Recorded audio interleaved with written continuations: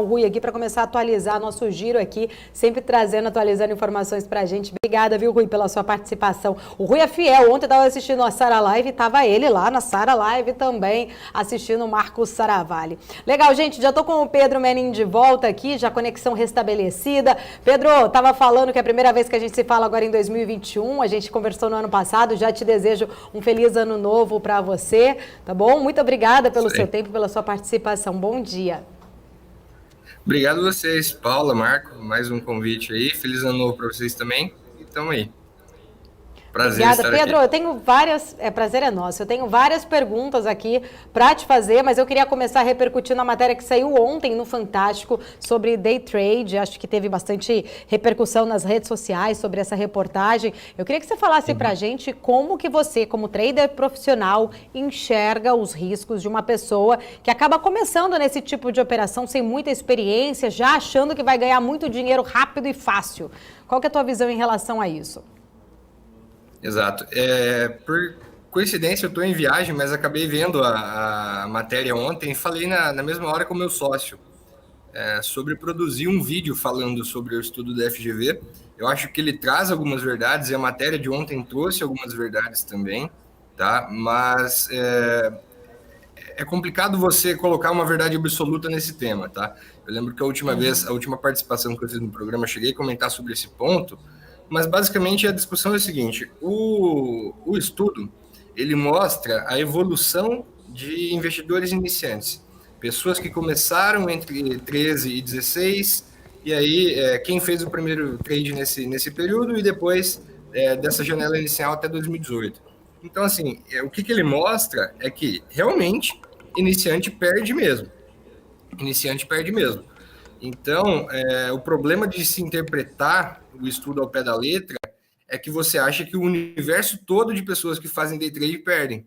E não é verdade. Né? Então, se eu tiro dessa base de estudo todos aqueles que começaram a fazer antes, eu estou tirando exatamente as pessoas que têm mais experiência. Né? Isso é contraintuitivo. Né? Então, assim, existem algumas verdades lá no estudo, concordo, que quem entra na bolsa em pouco tempo e aí já quer operar, quer se alavancar, enfim, perde dinheiro, mas que isso não representa o universo todo. Né?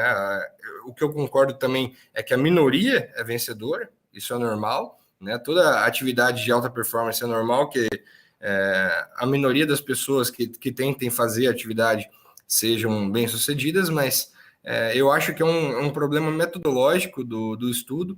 Eu devo produzir um vídeo sobre isso. Quem quiser acompanhar pode ver no meu Twitter, @meninribeiro, mas até na sexta-feira eu devo soltar. Eu vou ler todas as linhas do estudo e analisar ponto por ponto, analisar a metodologia e contrapor com alguns outros fatos, e inclusive com o estudo da própria B3.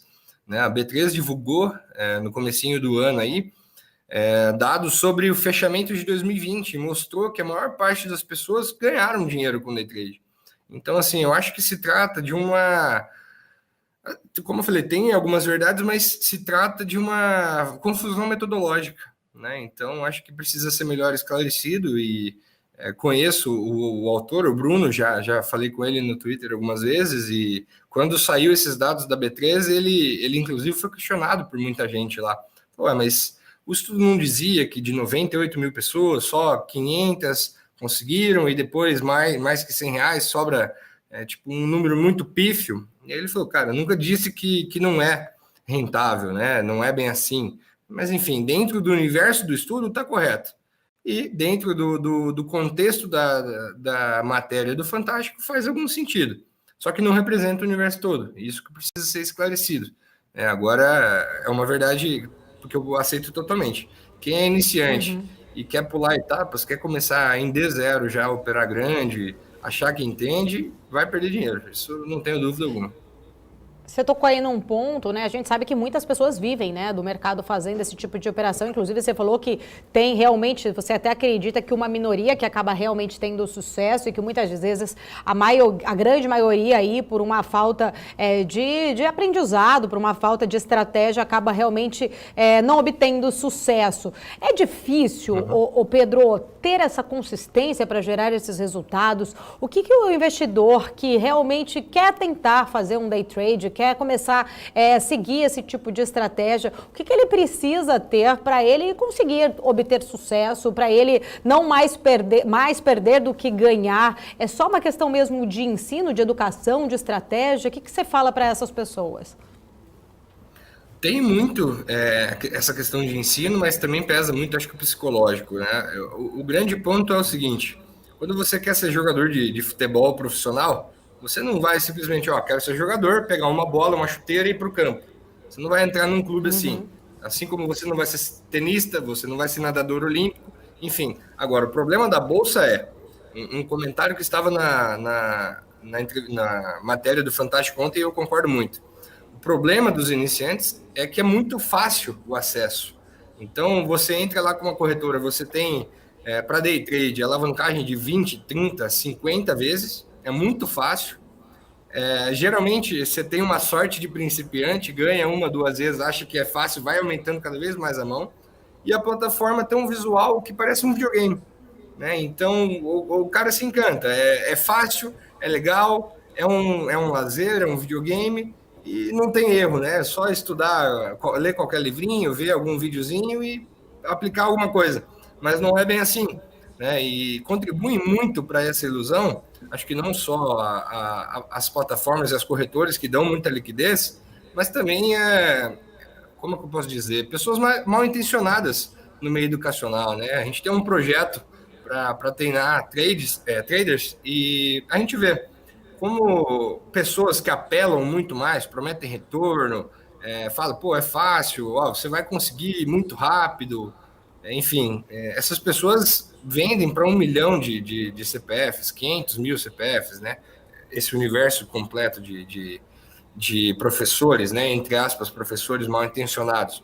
O problema é que esses caras não duram muito, mas porque assim, as pessoas vão vendo que a qualidade é baixa e vão deixando eles de lado, mas o estrago que eles fazem é permanente, né? Contribuem para essa estatística de pessoas que entram, são iniciantes e perduram pouco tempo, né? Então é complicado, é todo um ambiente que é predatório para o iniciante, né? Começa desde do início da cadeia lá, da abertura da conta com uma alavancagem extrema, quanto maus instrutores, pessoas mal intencionadas que estão interessadas somente em faturar o curso do cara. Enfim, então desde o começo até o final dá errado mesmo. E aí a gente encontra relatos como esses do Fantástico de ontem, de pessoas que acabam viciando, acabam pegando empréstimo para operar, acabam se iludindo, né? Infelizmente, é uma realidade que está longe de mudar no Brasil mesmo. Tá, eu tenho mais perguntas ainda desse assunto com você, mas eu queria trazer o Marco Saravalli, que eu sei também que ele tem mais perguntas aqui. Fica à vontade, então, Marco, só não rouba as minhas, tá? Por favor. Bom dia, Pedro. A gente não se encontrou Bom dia, Marco. Esse ano. Feliz ano novo, feliz 2021. Feliz ano novo também, cara.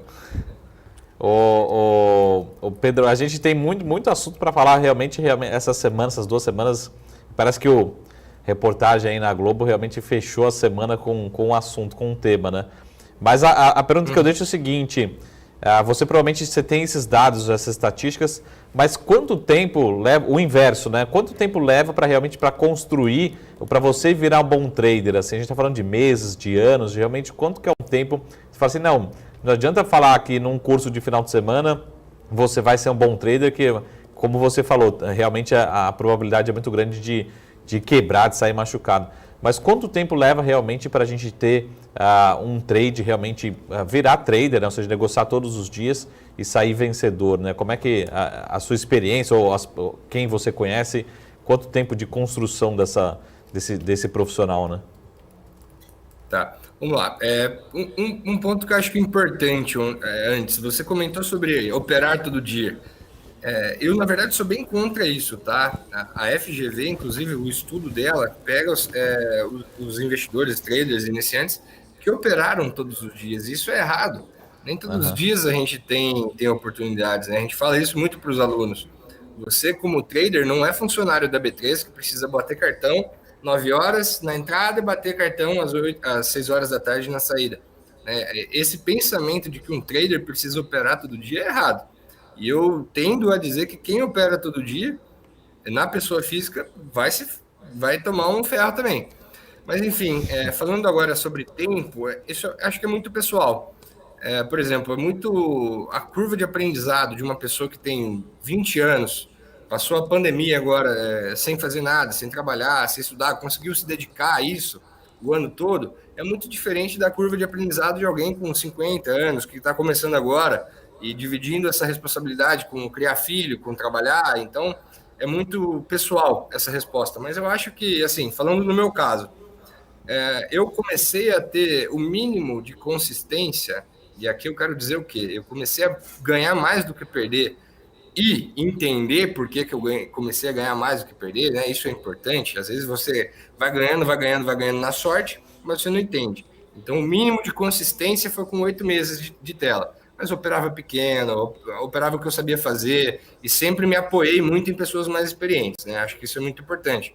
Agora, já ouvi relatos de pessoas que demoraram 2 anos, 3 anos, é muito pessoal. Mas eu acho que esse horizonte aí de 1 a 2 anos pode ser uma média que represente bem um início de consistência, tá? Se você fez tudo certo, né? Não adianta simplesmente abrir uma conta numa corretora e não fazer nada nessa janela de 1 ano, 2 anos, só esperar e achar que passou um ano, agora eu sou consistente. Não, é 1 ano, 2 anos de muito estudo, muito aprendizado, você se entender, você treinar seu psicológico, a sua ansiedade, enfim, mas colocando uma média talvez por aí, 1 ano e meio.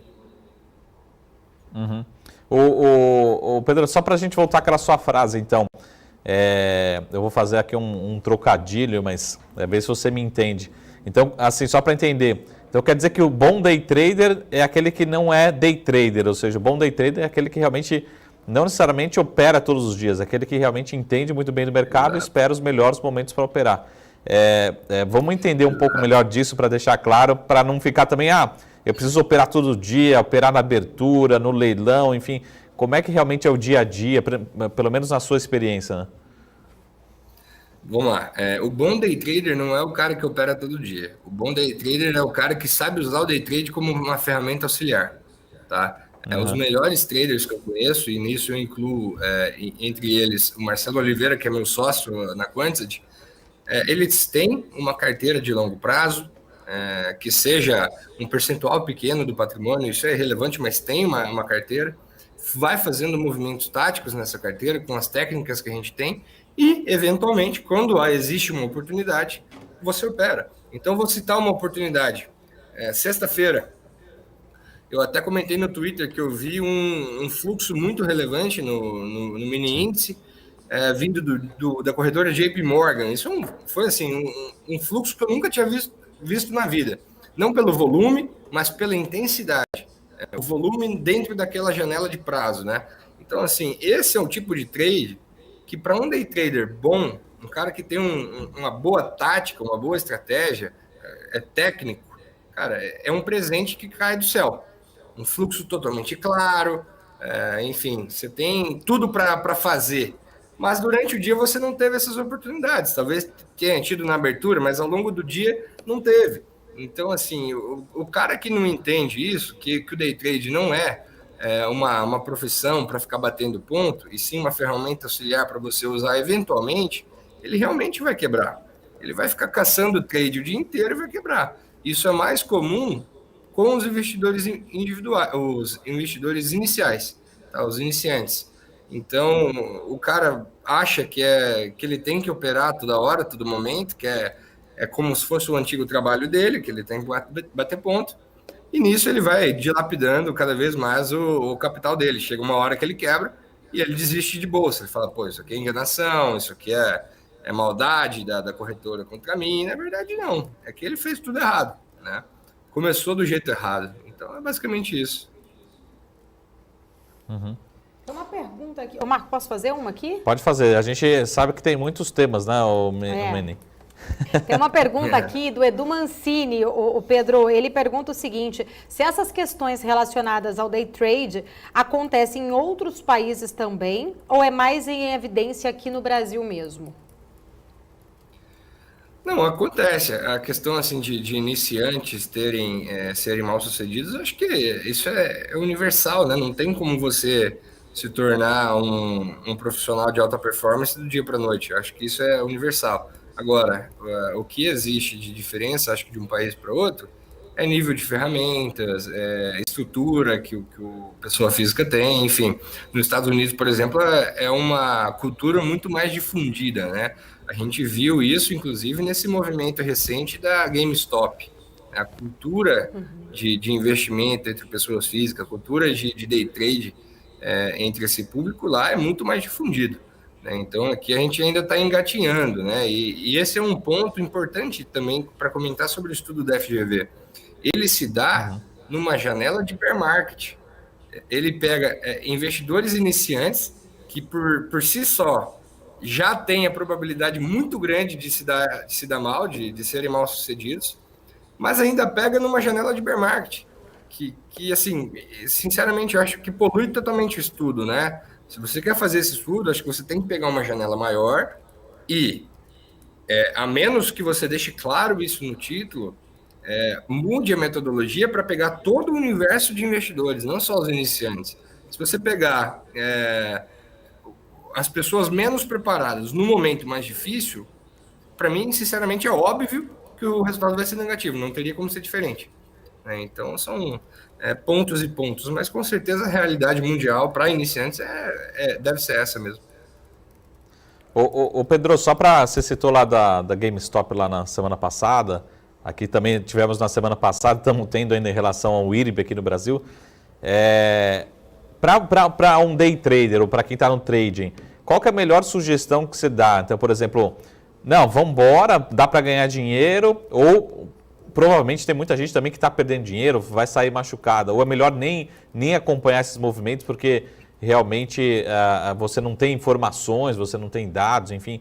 Qual que é a melhor sugestão no caso GameStop e IRB aqui no Brasil? O que você faria numa visão de trade, né? Tá, vamos lá. Primeiro para GameStop. Acho que dá sim para ganhar dinheiro, mas aí depende. Você ficou sabendo dessa oportunidade como? Você estudou, você separou um capital pequeno, você entendeu o que está acontecendo e vai aportar um pouco ali para tentar surfar esse movimento, ou você recebeu uma ligação do seu primo falando, cara, bota tudo em GameStop porque não tem como dar errado. Então é totalmente diferente. Eu acho que dá sim para surfar esses movimentos de momentum, né, como a gente chama, mas não adianta você ir despreparado, né, colocar lá 50% do capital, enfim, basicamente o público médio do Wall Street Bets, né, indo pela diversão, você indo pela sua técnica, dá sim para ganhar dinheiro. Agora, o paralelo que a gente tem aí, nem para chamar de paralelo, na minha opinião, mas aqui no Brasil, a IRB, quando começou a pipocar esses grupos, eu falei nos nossos grupos de alunos que eu não acreditava num movimento similar. Por quê? Porque as regras operacionais da B3 e das bolsas lá de fora são muito diferentes. Né? Então, uma situação em que uma ação como a GameStop, por exemplo, tinha 150% do free float short e durante o movimento de short squeeze chegou a 260% short, isso não é impossível de acontecer aqui no Brasil, porque existe uma limitação operacional de 20%. Tá?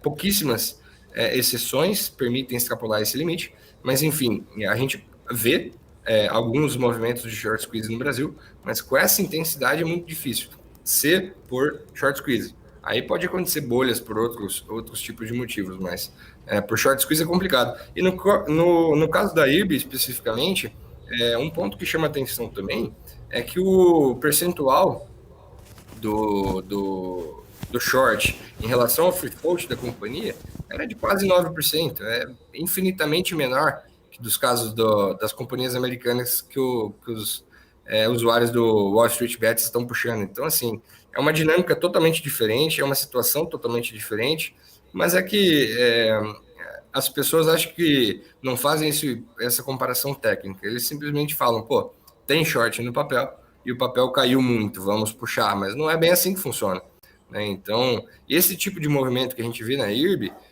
e vale falar, tá? Quem puxou naquele dia que subiu 16% não foi pessoa física, tá bom? Pessoa física vendeu, quem puxou foi institucional. Eu vejo esse movimento como os players profissionais puxaram para animar a pessoa física entrar e aí venderem para eles. A sorte é que a B3 interviu, né? Eu vejo muita pessoa física brava, mas na verdade isso foi uma sorte, porque se o movimento tivesse continuado, eu tenho certeza que muita pessoa física teria entrado no movimento e teria se estrepado quando o institucional vendesse em cima deles, tá bom? Agora, se eu concordo com a intervenção da B3, querendo ou não, isso está no manual de operações da B3, isso está lá nas regras operacionais, eles têm esse mandato, eles têm o direito de fazer isso. Mas eu concordo que abre um precedente ruim, tá? Você dizer quem que pode manipular o mercado e quem não pode, e geralmente é sempre contra o investidor de varejo, né? Então, acho que, apesar de ser legal, o que a B3 fez, eu acho que abre um precedente bem ruim, tanto aqui quanto lá fora. Ô Pedro, eu tenho uma pergunta para você que casa também um pouco com uma dúvida aqui de um telespectador. Eu vou começar com a minha pergunta e vou emendar com a dele. Eu sei que no seu caso você opera de olho no fluxo do mercado, então eu queria que você explicasse como que realmente isso funciona. Por exemplo, no pregão de sexta-feira a gente teve a bolsa caindo bastante com um fluxo grande de venda. É esse movimento que você analisa para operar? Essa é a minha pergunta. E a do Joel, ele quer saber se você leva em considerações indicadores fundamentalistas ou somente indicadores comportamentais. Então, essa fica aí a pergunta para você. Tá, vamos lá. Fluxo basicamente nada mais é do que um monitoramento de players, tá? Então, o JP Morgan, por exemplo, ele vendeu muito no final do pregão e chamou muita atenção. Depois, você vai conversando com outros traders, com o pessoal de mesa, enfim. O boato é que o cara é um fundo soberano, que vendeu Brasil, México, Chile, e, enfim, por falta de tempo para redear a carteira, ele vendeu índice. Foi 4 bilhões de reais aí em uma hora, basicamente. E aí a questão era, ele fez isso porque aí na segunda-feira, com o tempo, ele consegue zerar a carteira e recompra o índice. Acho que até nessa expectativa do boato que foi difundido durante o final de semana, bastante gente fez front running nele, né? Eu, por exemplo, peguei agora na abertura um trade nesse sentido. Então, por quê? Se ele vendeu 4 bi para hoje comprar 4 bi, é certo que seria vantajoso você comprar para vender para ele, né? Então, esse tipo de oportunidade que a gente opera, né? Não adianta em mercados laterais que fica, sobe 200 pontos, cai 200 pontos, sobe 300, cai 500, sobe 100, cai 200. Esse tipo de mercado é muito difícil de operar. E é nesse momento que o cara tem que ter noção de falar, agora não tem oportunidade, agora eu paro. Mas quando tem, é óbvio, como sexta-feira, né? Então, na visão de fluxo, eu fico monitorando o que cada player está fazendo, tanto nas ações quanto no índice futuro, no dólar. Eu opero muito pouco dólar, foco mais em ações e em índice futuro, mas basicamente entender essas distorções, né? Porque a bolsa nada mais é do que uma tentativa de equilíbrio, de oferta e demanda. E em alguns momentos isso desequilibra, né? Ou aparece muita demanda, uma compra muito grande, ou aparece uma oferta muito grande, né? E enquanto isso não se equilibra novamente, o mercado vai se movendo em movimentos intensos, tá? E é esse tipo de movimento que a gente pega no fluxo. Agora, sobre indicadores fundamentalistas, o João Braga está abrindo uma asset agora que ele chama a filosofia da asset de quantamental. Eu acho que isso faz muito sentido para mim, porque no meu caso, por exemplo, que eu sigo fluxo, eu estabeleço alguns parâmetros fundamentalistas para a entrada. Então, por exemplo, eu não opero Gerdau porque eu não acompanho a empresa, não entendo muito do setor, não olho o balanço deles, enfim. Agora, eu opero BR-Malls porque é um papel que eu entendo, eu sei que está barato, isso é importante também para o day trader, por quê? Porque desde que você evite alavancagem, você operar um papel que você conhece, você sabe o valor, né? Eu não estou falando de valor, não preço. e você entende que existe uma margem de segurança sobre aquele preço de tela, você, se precisar carregar esse day trade para um swing trade, ou seja, não precisar fechar essa operação no dia, é uma ótima oportunidade. Agora, se você opera qualquer coisa e opera alavancado, é um problema. Então, eu estabeleço esse filtro fundamentalista, assim. Eu tenho uma lista de papéis que eu só opero eles e se for algum fora, é bem raro eu operar. Posso operar se eu, depois de avaliar, ver que faz muito sentido, mas eu evito. Então, eu tenho esse filtro, sim.